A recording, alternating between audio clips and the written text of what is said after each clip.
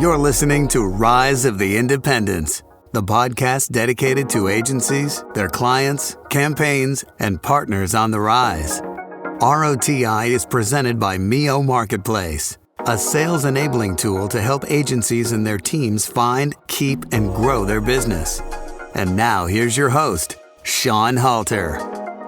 Welcome to the Rise of the Independent podcast, the podcast where we talk about those independent agencies that we feel are rising above the rest, presented by MiO Marketplace. We're excited to have as our guest today the team from Mindgruve, specifically the special and some of those key team players from their recent acquisition, obviously, of Levelwing. We'll talk a bit about that. We've got Jackie Ruma with us, head of marketing, and Jeff Adelson-Yan, chief product officer and former co-founder of Levelwing. Thank you guys for joining us on the podcast. Yeah, thank you for having us.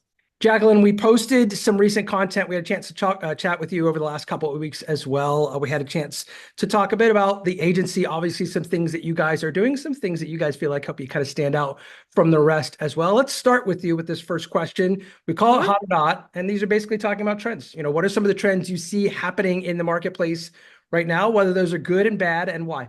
You know, over the years, we've seen the pendulum swing from consumer-led to brand-led marketing.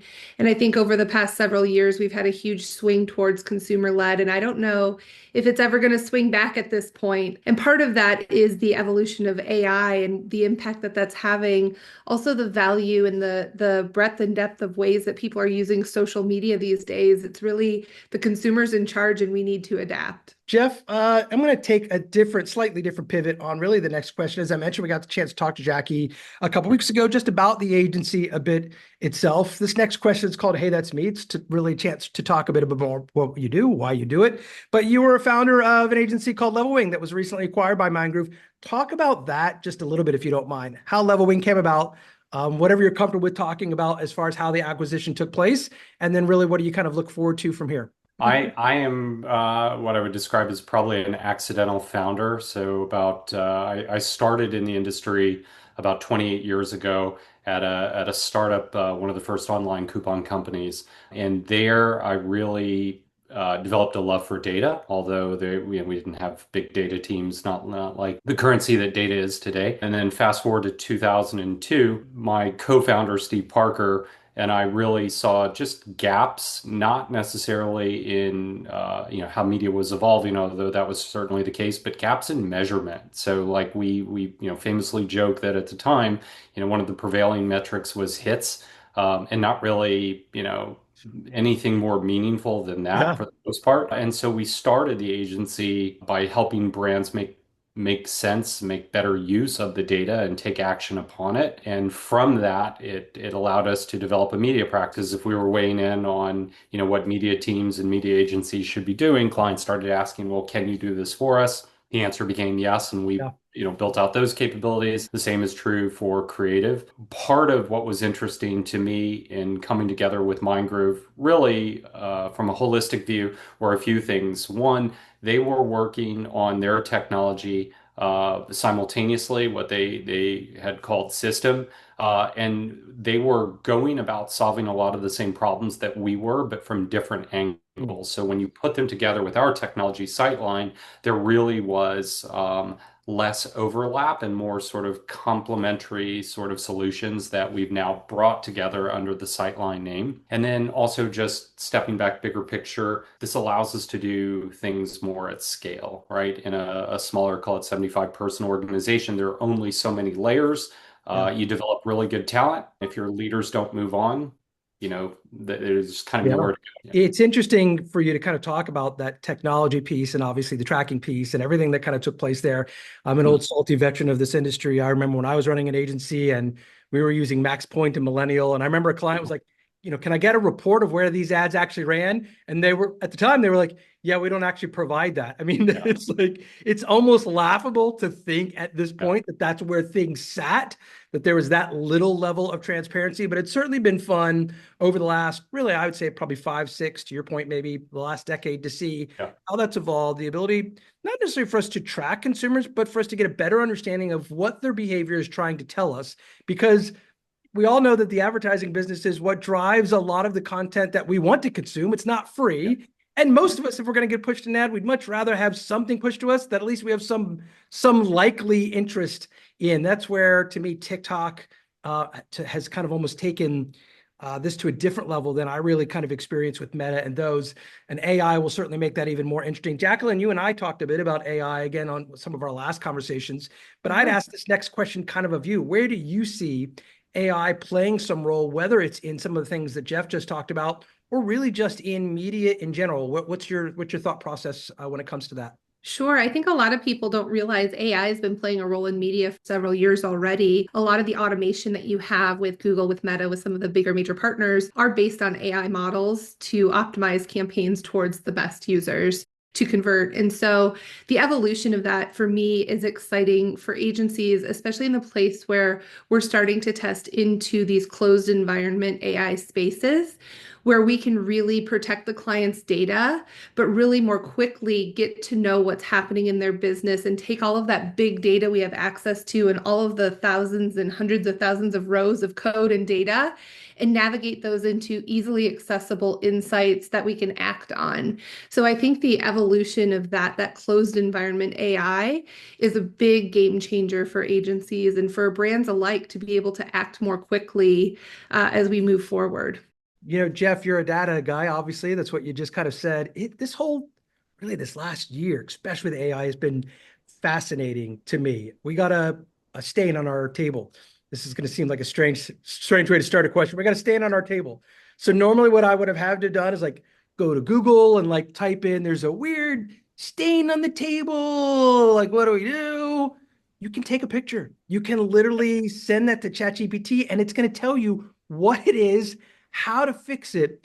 How does that change the wiring in our brains as consumers in how we now function throughout the day? And as advertisers, how do they play some role in that when Google's still trying to stay in the mix somehow, but I'm just going to go to ChatGPT where I can and find a solution and then move on? I will step back since we've sort of aged ourselves here as old timers in the industry. You know, one of the things that drew me to the internet in the mid 90s was, you know, the original promise, the democratization of information, right? Everybody had access to everything.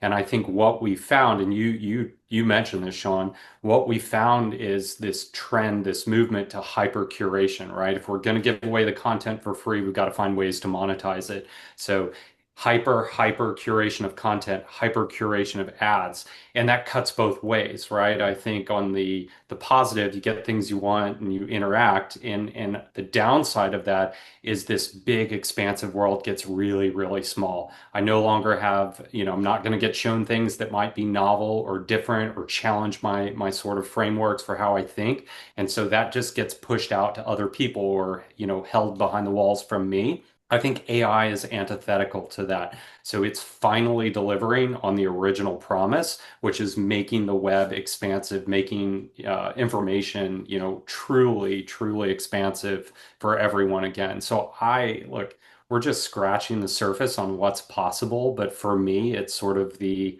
return, that renaissance of, you know, what I think was the original promise to begin with. I think I'm going to take the next picture I'm going to take is a picture of you, Jeff. I'm going to feed that in. I'm going to say, how does he look, whatever age he is? Because you look like you're 25 for crying out loud. What the hell is going on here? I appreciate it. Whatever the filter is, I want more of it. Listen, Jackie, I'm going to ask you a question. It's something that we covered a little bit when you and I were having our conversation, and it's really talking about, you know, where media is headed to some extent. What are some things that you feel like have been really interesting in the space, and what are some areas that you hope this year, next year, you can really start exploring for some of the partners that work with you guys? For me, the personalization, and this feeds a little bit on what Jeff was just saying, the personalization of your experience as a consumer is going to continue to be the trend, and the ability to really put the right message in front of the right person at the right time to make that decision is going to be key. I think there's been a lot of back and forth over the years, at least the last 5 years on this, because data privacy is such an important important piece of what we, hold on to as consumers. But as marketing gets smarter, as AI becomes more available and leverage deeper, even the creative experience, the timing in which you serve a certain message, who receives what message based on what the advertiser is trying to promote. I think all of the personalization of marketing is going to just continue to get deeper and smarter and more curated, to Jeff's point. So I'm really excited for that. And I think a lot of the brands we work with are excited for that. Being able to serve the right products to people, not just your brand message, being able to tap into the time or the space a person is in their journey throughout their purchase cycle. All of those things are going to just continue to be more and more refined as we get smarter with AI. It's a little bit of a leveling of the playing field. Almost all the news that you hear out of the holding groups these days are not great news. It's more cuts, more losses, more this. And independents, I think, really have been given this maybe interesting window because a lot of the news coming out of independents is positive news. We closed this new client. We were the David versus Goliath, that here's the reasons why it could speed up some of that process. So Jeff, this next question is kind of for you. What do you feel like are one or two of those advantages that independent agencies typically have over the holding groups? I feel very strongly. I think one of the key advantages that independent groups have is we don't have the mandates to post certain revenue numbers, on a quarterly basis for the stock price, right? I think that allows us to do something that is quite liberating, and that's actually take some chances, play the longer, the long game, and not, just, have to balance that with the short term, right? Cuts to get our numbers in for the quarter and then rehire again, which, has downsides, for onboarding and getting people up to speed, right? So it's really the ability to have that longer vision. I think that's probably one of the biggest advantages we have. The other that I also think is incumbent, to independent agencies that choose to operate this way is the notion of transparency, right? So we're not a conglomerate of different companies. We don't have, to give priority to certain, sister companies for how we operate. We truly can be stewards of our brand's businesses and make the best choices for them that are in their interest, which also align, with our longer term interest if we're playing the long game. Yeah, it's a good point. Jackie, I don't want you to have to pick a favorite baby out there. Let's talk about some campaigns. Doesn't have to be client specific, doesn't have to be, media specific, but what's something that you've been working on recently that was either kind of a lean in moment for you, a chance to go, this might be interesting. This could be cool for a client to be able to utilize. What's something out there that has been, for somebody who's been doing this for some time, something that caused you to kind of pause and take a look recently? I think one of my favorite opportunities we've had to work on something exciting recently has been, we did a partnership for one of our restaurant brands with an entertainment brand. And I think the art of partnership has kind of lost some of the panache that you've heard of in the past as we go deeper into data and conversion and really talk about AI. But the truth is, when you have a good synergy between two like brands or like initiatives, it can be really fun and exciting, and you can do some new things and get some great engagement and awareness out there. And at the end of the day, the customer journey is a cycle. So you can't always be focused on the conversion portion of that cycle.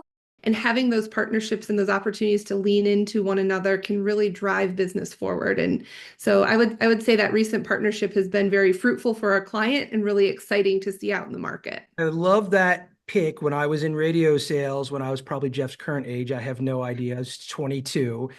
I love those kinds of partnerships, those chance to be able to have, again, a consumer take peanut butter and jelly, right? Put them together and have something really interesting. I also think consumers appreciate that. It is something where you look back and you go, did I just see what I just saw? Taco Bell's always been, there's a lot of brands that have been really good at saying, hey, these two, we both talk to these same consumers.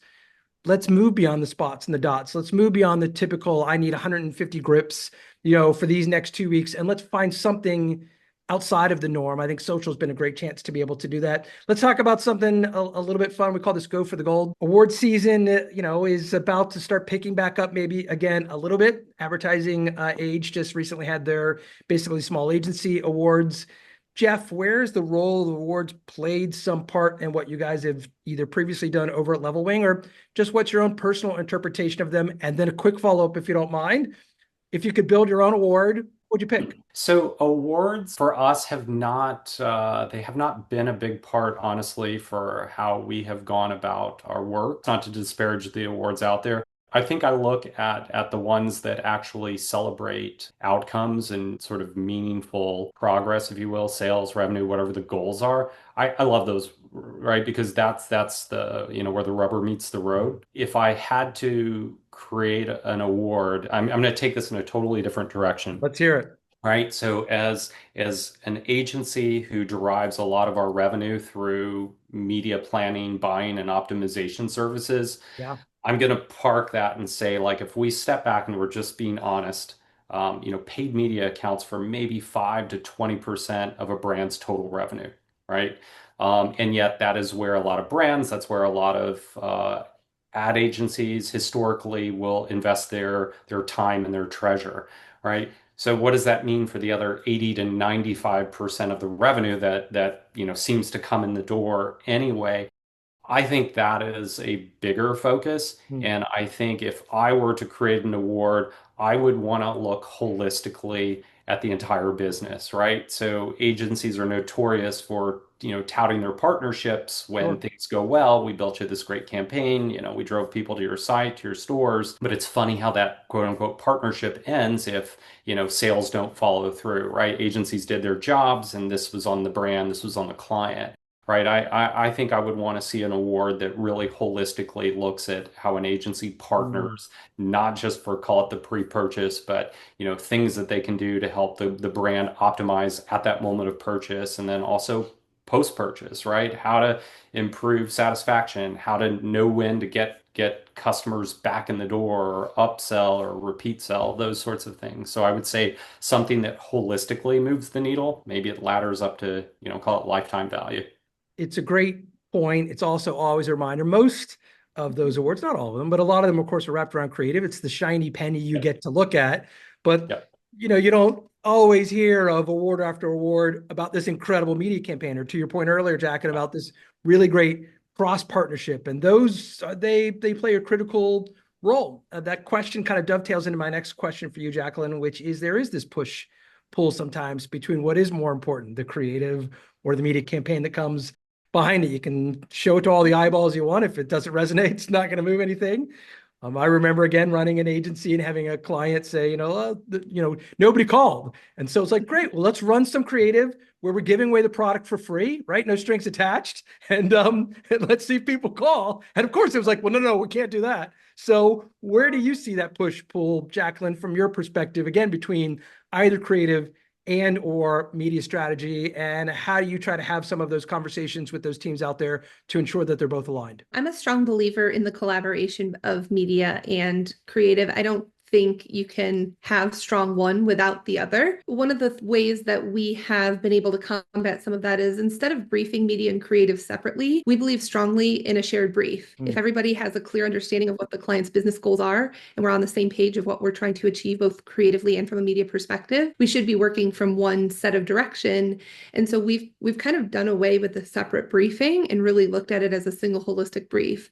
To follow that, and going back to our AI conversation, is dynamic ad serving, dynamic creative has helped with that. So when you've got the right message and you've got a few different ways of looking at it, different creative ad sets, all of those pieces, you can put it into market, and all of that AI behind the scenes through the different platforms will help pair the most impactful messaging with the most impactful visualization to the right audience. And that is the importance of letting a campaign run and breathe and get out there and really, be delivered to the right person to make that decision. And so I don't see it as an either or. They've got to work together, and they work together stronger when briefed together and when optimized properly. It is still a relationship game at the end of the day. And Jeff, we talked a lot about that on the podcast. And with more and more data kind of wrapped around decision making, it might be easy to feel sometimes that those personal relationships between brands and their partners is less important. Certainly, again, as you see the news from the holding companies of thousands of jobs being slashed, it makes it harder and harder for brands to know who am I supposed to call today, because the whole team that was the team working on my account, if I'm not, the number one account you have, they're all gone. So who do I talk to now? Where do you feel like that still plays a role? And again, where do you feel like independents can stand out when it comes to that? Relationships are still key, right? I don't want to. I think when you think about the quality of the work or the data, those are the table stakes. You have to have those if you want to have a seat at the table. But the people around the table are incredibly important. And look, this is something that it's a challenge for independents and us included, right? We're not impervious to the challenges. It's the business demands impact the people demands, if you will. I have always said, my team knows this, one of the things I remind them is that nothing will ever change the conversation around the table as much as who is afforded a seat at that table, right?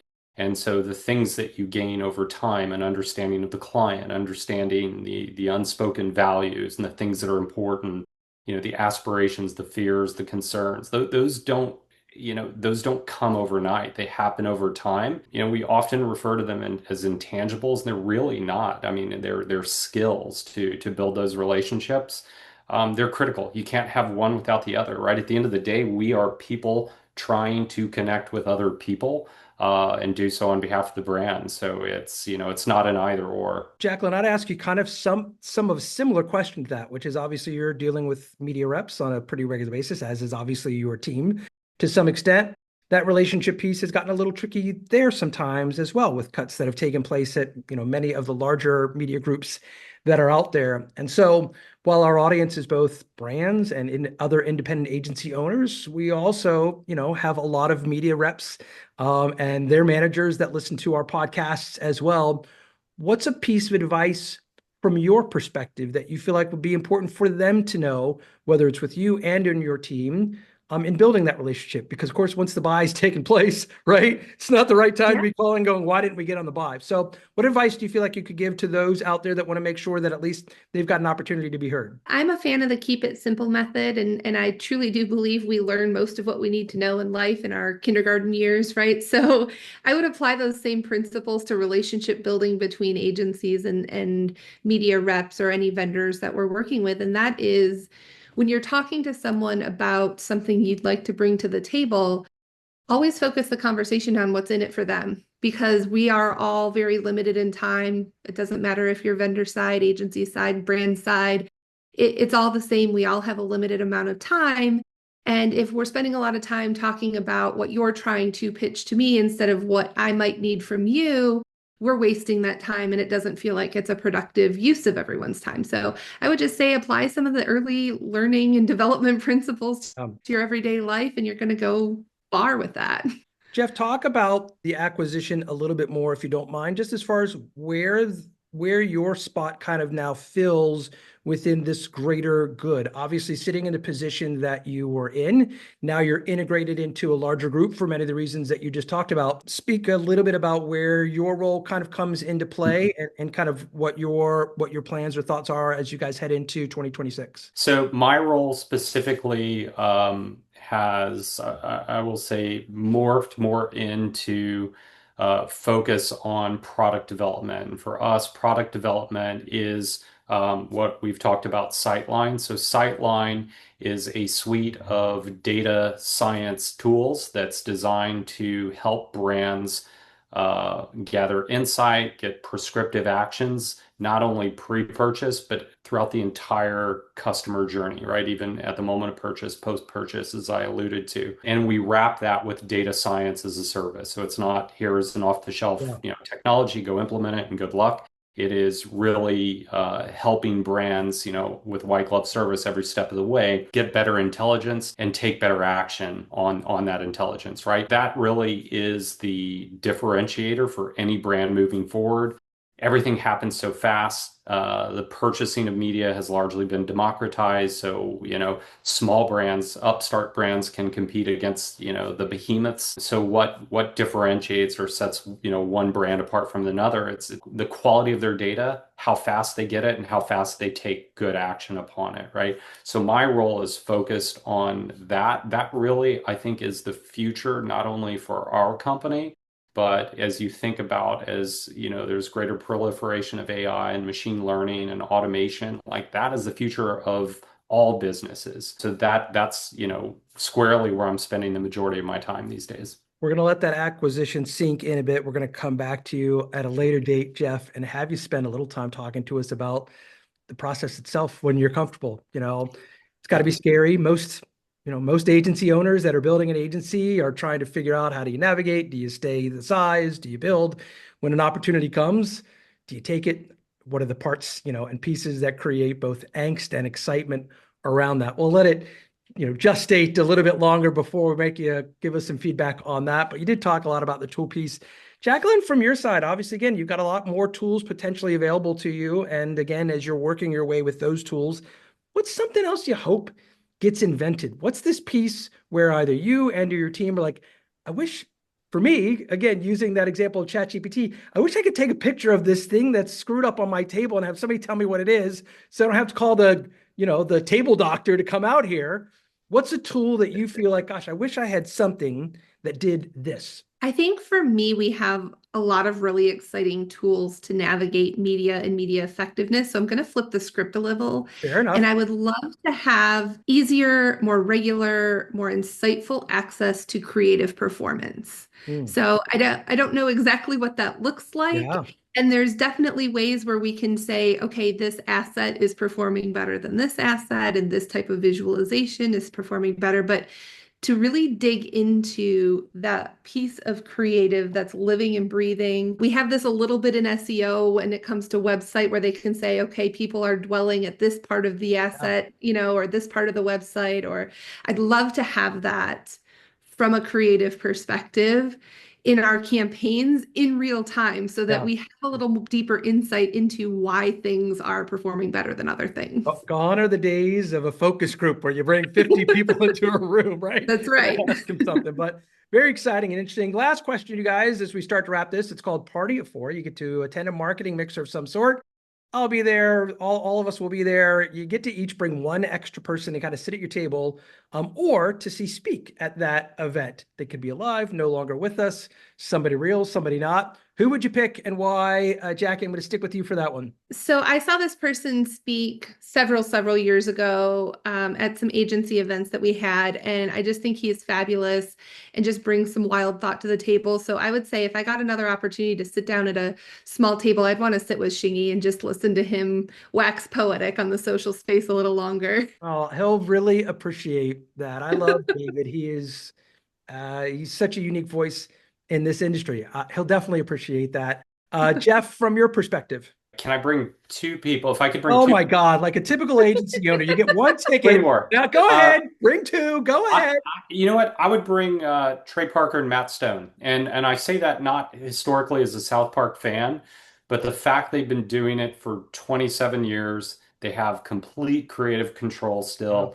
And I just happened to look at, I love Google Trends the other day. They had they indexed at 100% the week of their premiere episode of season 27, right? After 27 years, they are still creating that sort of resonance and saliency with, an existing audience, new audiences. I mean, it's just phenomenal to me. And the fact that they can, achieve the success they have and be true to their vision and keep creative control. Like, we're all sort of creatives at heart, or we wouldn't get into this industry. And I think, some of the constraints that are imposed on us from brands, we get used to working in that. So, I'm envious that they have that. It's a great pick. I love that they also don't pick sides. I mean, they make fun of everybody. And that's a blessing to have. Well, listen, on behalf of the team at Mindgruve, of course, this has been your host, Sean Halter. We thank everybody for listening to this episode of Rise of the Independent Podcast. Thanks, guys. Thanks for listening to Rise of the Independents, hosted by Sean Halter and presented by MiO Marketplace. MiO, the marketer's matchmaker. Find out more about them by visiting miomarketplace.com today.